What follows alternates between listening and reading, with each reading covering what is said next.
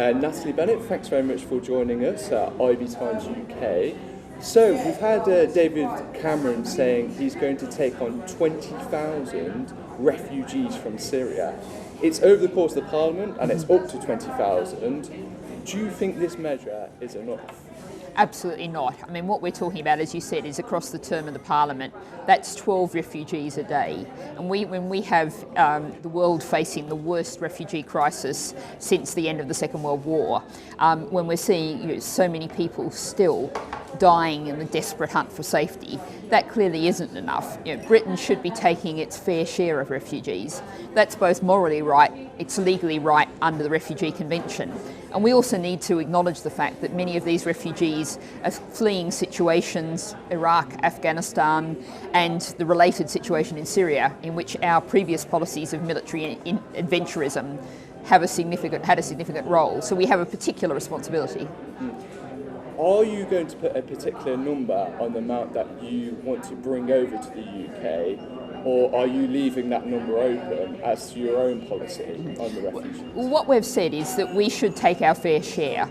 Now, this is a really fluid situation, and it's hard to know, exactly how many people might be seeking refuge in Europe, in Britain. But if we look at, there have been estimates suggesting that, say, over the term of the next Parliament, there might be 2 million refugees seeking refuge in Britain. Britain is 12% by population of the EU. So seeking 2 million seeking refuge in the whole of Europe. Britain's 12% of the EU, so therefore we should be looking at taking our fair share, which would be about 240,000 refugees. That's not a target or an absolute figure, but I think we need to be fair to the British public when we say we should take our fair share, to have some sense of what that is. And to put that in context, that's one refugee for every 266 Britons, or if all that many people came, it would be a 0.4% increase in Britain's population. If you look at it, the 0.4%, of course, it doesn't seem too much, but the 240,000 up to figure, imagine that's over the course of the Parliament, seems a lot of people. Isn't it a worry if we do take on that amount of people, there would be a lot of political disruption, many people across the UK would not be happy with that? Well, I think what we've seen is really a huge credit to the British people, a great outpouring of people saying, I want to help, I want to support, people saying, I've got a spare red room, I might be able to provide some help here. We've seen communities, and just to pick one example, there are many, Stroud in the southwest, that have really formed a committee and said, we want to help. We want to be able to house these refugees. Our community wants to help these refugees. So I think what you would want to do is very much harness that community effort, that community support, and make sure that the people came into communities that were able to welcome them, support them. And that, I think, is a key thing. And what we need to do is also acknowledge that humanitarian impulse and make sure people are able to exercise it.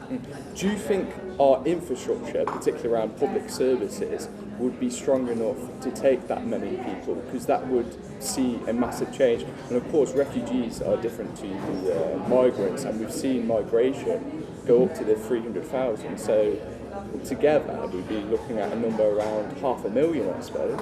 Well, I think what you need to do is look at the situation about the debate that we've had about immigration, which is very, very illustrative of the broader, if we were taking a significant number of refugees. People, when they say they're concerned about immigration, and I ask them, what are you really concerned about? What issues? And they usually say low wages, crowded schools and hospitals, or the housing crisis. All of those things are not caused by immigration, would not be exacerbated by an influx of refugees. They're caused by failures of government policy. We have an inadequate minimum wage, inadequately enforced. We have a housing policy that's been entirely dependent on the market to deliver homes, while Right to Buy has privatised large amounts of the public housing stock. That's a failed policy. And we've privatised public services at great cost, great disruption, and failed to invest in the way we need. So those problems, with or without immigration, will continue with the current policies. We need to change those policies towards something that works, real solutions. And it is also worth noting that there are around about 600,000 empty homes in Britain. So the whole issue of regional development policy and money, resources and jobs being focused on London and the South East, that's another area of failed policy that's not caused by immigration.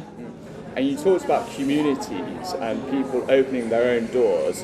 we actually asked at IBTimes around Canary Wharf a few people, and it seemed to be mixed. The question was, would you take on a Syrian refugee in your home, your flat, etc.? So I just wondered what your own answer to that one was going to be. Well, I live in a one-bedroom flat with my partner Jim.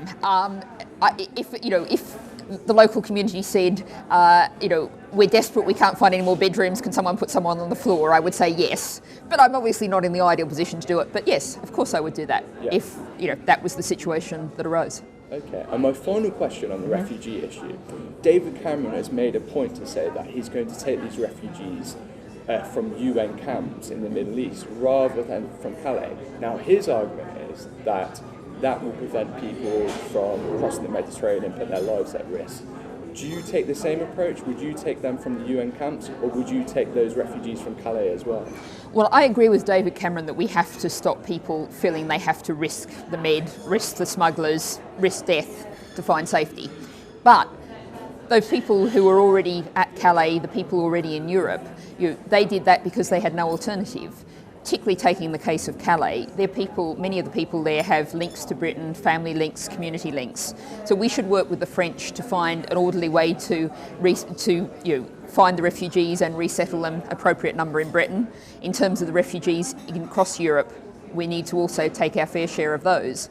But then to stop the smugglers, to stop people having to risk their lives, we need an orderly resettlement program from the camps, the kind of thing that David Cameron's suggesting, but on a much more balanced, larger scale. So and I'd also right track. I think obviously stopping people feeling like they have to risk their lives is ideal, but that doesn't deal with the situation of people who are now in Europe, the people now in Calais. So we need to deal with both of those.